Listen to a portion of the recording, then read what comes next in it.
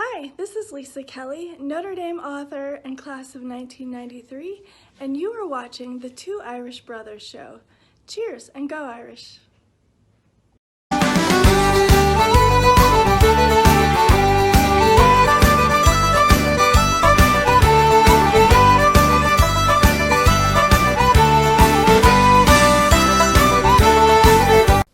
What is up, everybody? I'm Irish Benjamin 57.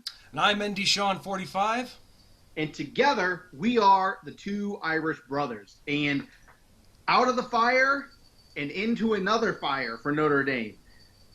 Coming off of a 47-40 double overtime victory over the number one Clemson Tigers, Notre Dame jumps up to the number 2 spot in the polls, only to travel and literally ship up to Boston to take on the Boston College Eagles and Phil Dracovic. So, like I said, out of one fire and into another. So, I'm excited. It's always a very, very exciting game, no matter the year, no matter the record. And, we have work to do. And Ben, before we go any further, I have something I'd like to say real briefly, not going to spend a lot of time on it. But in our recap for the Clemson game, I had one of our viewers kind of come down on me, kind of dog me a little bit for saying what I did towards all the negative people out there, whether they're haters or the naysayers in our own fan base. I guess he kind of didn't like that I said for everybody, all of them to kiss my ass and this and that. Well, if that guy's watching, I'm not bad-mouthing you, dude, but I'll just say this. After everything that we've heard for months now, especially myself personally, I can't speak for Ben. Oh, I've heard it all too. Well, I had every right to call those people out. Oh. They deserved it. I'm not sorry that I did it. And if you're going to continue watching our videos, you might as well get used to that because I'm going to call people out. Yeah. Not all the time, but when it's necessary, I will. So you better get used to it. But with that said, on to the preview for Boston College. So you were on a roll with that, Ben. Yeah, so, the biggest storyline of this game is, of course, the protege of Ian Book. In Phil Dracovic, it transferred out from Notre Dame. He never could get, I guess, enough traction under his feet to become the solid starting quarterback. So he transferred out and went to none other than a direct rival of Notre Dame in Boston College. And he, of course, became the starter from day one at Boston College. And we were looking forward to this matchup all season. We knew when they released the schedule and said that Notre Dame will play Boston College in Boston College after the whole COVID rearrangement of our schedule. We knew that we'd be playing Dracovic, and that was a huge storyline. And he hasn't disappointed this season. He really hasn't. For what he has at Boston College, he's shown that he's a decent quarterback. So now Notre Dame travels to Boston College to take on a direct rival in Boston College and a guy that they know very, very well, that they saw day in and day out for a multitude of years in Dracovic. Now, in addition to Phil Dracovic, which I know we'll touch on a little bit more here, a couple things that we all have to remember. And that one thing, well, actually, really it's just one thing. That one thing is history. Now, 27 years ago, back in 1993, we all of us true Irish fans know the story. We upset number 1 Florida State in, thrilling fashion like we did against Clemson on Saturday night. And unfortunately, what happened the very next week? We play Boston College at home, and we have to come back on them, take the lead, but they end up picking us off with the last-second field goal, and that hurt our chances at a national championship this year. But I still think we could claim it, but that's another video for another day. So, despite the fact that that was 27 years ago, that is something that even though the current guys on the team probably they weren't even alive for. Right. But these guys do their history. They have their history fed to them. Because it's important that the school that you go to, you know the history. Yep. I mean, regardless.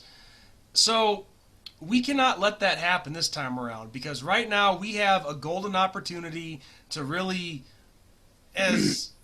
I think I forget who said this. I think it might have been John of Always Irish who said this, but we have a chance to pull off the biggest troll job in college football history. And it was John. I remember that exact Okay, quote. it was okay. I get mixed up. I forget who said what sometimes. That's all right. But still though, it's true. We have a chance to do something once in the lifetime of the Notre Dame football program, and that is win the ACC championship, make the playoffs, and God willing, make a run at the national championship, which we haven't won since '88. So all I'm saying is this Boston College team, they're going to want to reenact 1993, and our guys on the Notre Dame football team got to be ready for that, because if you thought the target was on your back now, oh man, since you beat the #1 team in the nation, that target has gotten bigger and it's gotten redder. So now you really need to step that game up and minimize the mistakes. And in addition with Phil Dracovic, we know the story. Okay? We all know what happened. Ian Book turned out to be a very pleasant surprise, and any head coach is going to go with who's hotter at the moment, and just that was Ian, and Phil wasn't quite there yet. And I can understand him transferring out. He wants a chance to play. I get that. But what's even more scary about this game is not only is it after we beat the #1 team, but BC is looking to play upset. But in addition to that, you got Phil Dracovic, who when he was trying to transfer out, he was pissed off at the process taking longer than it should. But and you remember the Twitter tweet that he had of showing him in a prison cell and Brian Kelly as the warden, I think it was. Yeah. So you think Phil's not pissed off? You think he's not going to want to come out and prove something? Of course he is. And I'm not bad mouthing the kid. I think Phil Dracovic is a good kid. He just, unfortunately, he never really saw his chance with us. He found his chance at BC. It was just very unfortunate timing. I mean, we've seen that. We've seen that in the past with other players. I mean, we missed out. Notre Dame missed out on Irv Smith Jr. I mean, and he went to Alabama and went and put up record numbers for Alabama. I mean, he was the #1 tight end in Alabama history at that now.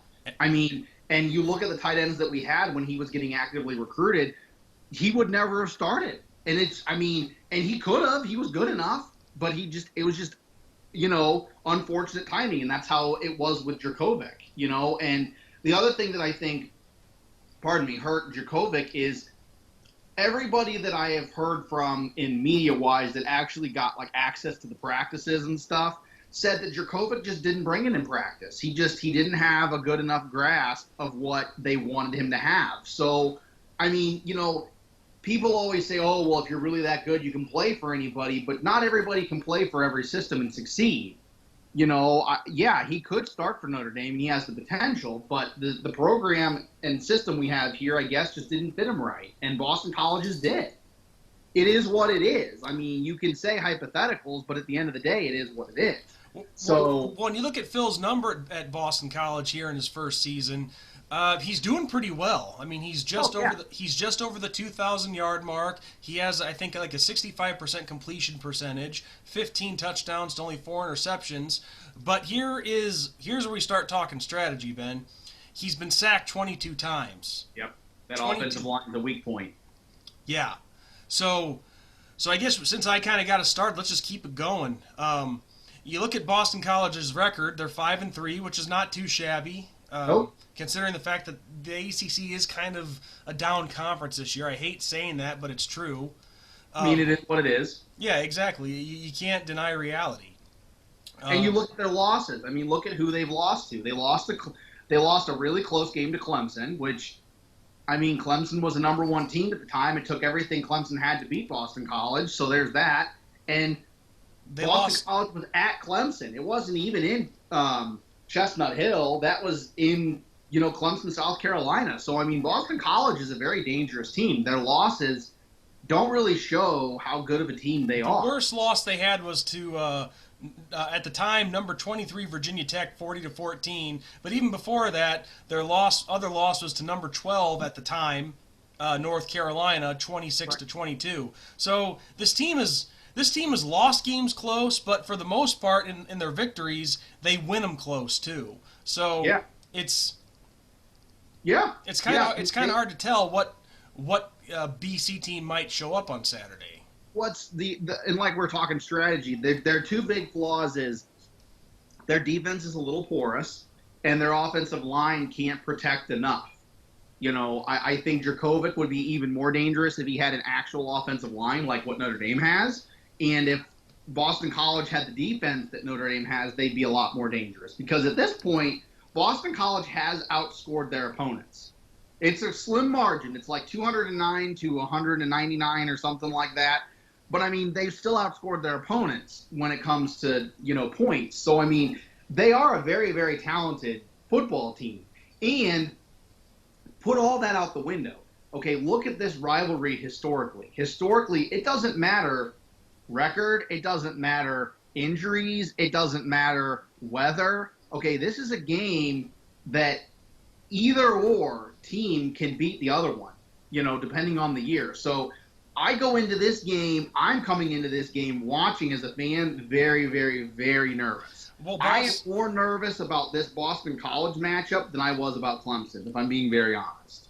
Well, that's just it, though. You see, you nailed it right on the head there, because Boston College, I mean, they're 5-3. They're not looking at any major bowl bid here. They have nothing to lose, really. They have nothing to lose. So they're going to let it all hang out there. And we've seen this in the past. A few times they've ruined championship seasons, 93 and 2002. So, yeah, this is a team that loves to play spoiler, and we have a good thing going right now. And we got to do everything in our power to make sure that doesn't happen. Oh yeah, and see, you're coming off of a very big high. You're coming off of a high of, okay, we beat the number one team in Clemson. We did it at home. We did it in double overtime. First time in 27 years. Over and over and over and over, thing on top of thing on top of thing on top of thing. Okay, and according to reports, man, Ian Book talked about it in his press conference. He said, we're going to celebrate tonight. We're going to have a good time. We're going to cherish this victory. But tomorrow, Sunday, we're back to work. We're back to business. The focus shifts to Boston College. And he's exactly right. And now there's only one team higher than you, and that's Alabama. Okay? So like you said, there's a target on your back. And what better way than for A, Dracovic, B, at Boston College, C, a 5-3 Boston College team to upset Notre Dame. Exactly. So you have to be on your toes. And this is a game where you have to treat Boston College as you treated Clemson. Yes. And we saw the emergence of a quote unquote elite Ian Book. Okay, to me, Ian Book had the best game of his career against Clemson. Okay, can you follow up that by going against the second best quarterback that you're going to face this year in Dracovic, that was your protege, that wants to beat you at all costs? I mean, that's the storyline. Yeah, because you're not going to tell me that Phil Dracovic isn't still somewhat pissed off about how things transpired at Notre Dame. And I mean, Boston College can put up points. I mean, they average 26 points a game. I mean, we saw it against Clemson. They went up against an elite Clemson defense, and they pushed them around at times. And that was like I said earlier, that's in South Carolina at Clemson, Death Valley. I mean, so Boston College can play, and you don't think that they're going to bring it a little extra? And Ben, I'm actually glad you brought that up, because we had a couple comments on the Clemson recap video that we did. People saying the usual stuff like, oh, well, if Lawrence played, you guys would have lost. We were out this, we were without that. Well, you know what? It doesn't really matter, because all those backups that came in to take the place of the starters, they proved that they were ready to go. That just says all that you need to know about Dabo Swinney's recruiting and how good it is. He brings in guys that are ready to go. So you can't make that as an excuse. No. Yeah, and that's the thing. And another thing for Boston College, them coming into this game said, man, we were this close against Clemson. We were this close. And we could have beaten Clemson, and we can beat Notre Dame if we play with the way we played against Clemson. So that they are thinking, okay, let's go get this upset. Let's go do it. Because, I mean, 5-3 ain't a bad record, especially this year in this very, very up and down season where we've seen every team except for a select few be very vulnerable at times. If Boston College beats, let's say Boston College beats Notre Dame. Okay, they beat Notre Dame and they win the rest of their games. Okay, they're a 3-loss team with victories, with a close loss to Clemson and a victory over number 2 Notre Dame. I mean, they're going to get a decent bowl game. They're still fighting for their bowl life here. I mean, there's a lot on the table for both teams. Well, one more win, they're bowl eligible. Right. I don't know if that's changed since. I know it's usually a six win and you're bowl eligible. I don't know if that's different this year, but yeah, we'll just say it. They're bowl eligible with one more win. Yeah, but back to strategy. Notre Dame's offense just has to attack, and Notre Dame's defense has to attack, and the defense should be able to really do what they want because Boston College unfortunately can't protect their quarterback. I mean, 22 sacks for Djokovic is a lot. Yes. I mean, and same with the running back. Their leading running back in David Bailey has 450 yards on the season. Okay, you compare that to 774, I think it is, for Kieran Williams. Okay, Kieran Williams is behind an elite offensive line, and David Bailey isn't. So, I mean, what would David Bailey's numbers be if he was behind a great offensive line? So, that's a good question. Notre Dame's defensive line showed that they can bully people, and they did it against Clemson. 3 straight sacks to end that double overtime to force a 4th and 27 or whatever it was. Maybe it was 2 straight. It was 2 sacks and then an incomplete pass, and then Clemson tried the lateral. 4th and 27, and that's against the Clemson offensive line that is good. I mean, not good, great. So, our defensive line for Notre Dame has shown that they're elite. Yeah, and one strategy, too, and I owe it to, I'm just going to call him our number one viewer because he's been with us since day one, Bob Walker. He said this in a comment to us about how he thought that one of the reasons that we shut down Travis Etienne so well is because we were leaving the middle of the field wide open for Clemson to hit us with slant passes and whatnot. That very well could have been the case. But I think this game against Boston College we can relax a little bit and get kind of like a more balanced defense attack. Yeah. Around other wide receivers and not just key in on one guy. Yes. So yeah, because I mean, there's really no number one big name player other than Djokovic on the offense. They're all kind of in the same realm. So, which is okay. I mean, football's a team sport. I mean, you don't have to have an elite running back that's got 2,000 yards rushing and an elite receiver. As long as you're all doing your job and you're winning games, that's all that really matters. I mean, We've seen that in other years. Their lead receiver is Zay Flowers, who has 600 yards on the dot on 38 receptions, so 15.8 yards a catch and 6 touchdowns. But those numbers aren't too shabby.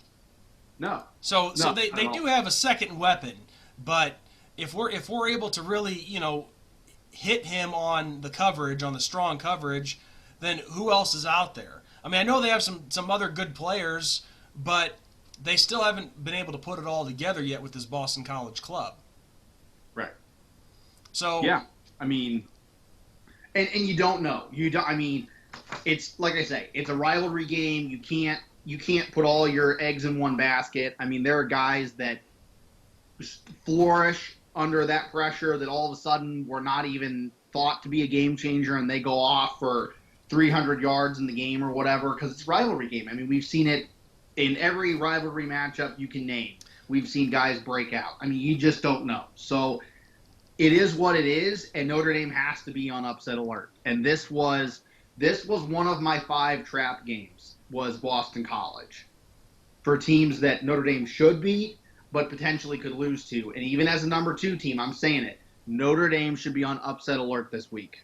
Oh, every game we play from here on out, we've got to be on upset alert. But it starts here, though, of course. But it's just we control our own destiny here, man. Exactly. We really do. And that's why we cannot let up. We just have got to keep playing our game, keep improving, and just don't relax. That's the worst thing you could that I've seen a lot of teams do after they beat the number one team or a top five team is they kind of take it easy the next week. They No, don't you can't do that. Yeah. You can't do that because this Boston College team is going to be just as hungry as that Clemson team was. Right. And what I want to see, this is what I want to see in this game. Okay, we left points off the board against Clemson. Okay, Yes. we should have scored 38 points in regulation against Clemson. We did not. Okay, because of all the points we left off on the board when we, when we had Michael Mayer jump off sides when it was 4th and 2 or 4th and 1, whatever it was, and then we had to settle for a field goal. Stuff like that, the dumb mistakes. Okay, as my favorite NFL coach for my Dolphins says, the TNT, the takes no talent. Okay, that's a takes no talent situation. You know the snap count. You know that. Don't jump off sides. Our defensive line jumping at the hard counts of Clemson. Okay, those are situations you know what you need to do. Stick to the fundamentals. Limit the turnovers, limit the dumb mistakes, take full advantage, and Notre Dame rolls in this game if they can do all that. I played defensive line a little bit in high school, and the biggest advice we got was, and this is just football 101, when you're on that defensive line, watch the ball. Wait for the ball to move. Right. Don't focus on what they're saying. Don't focus on what they're trying to get you to do.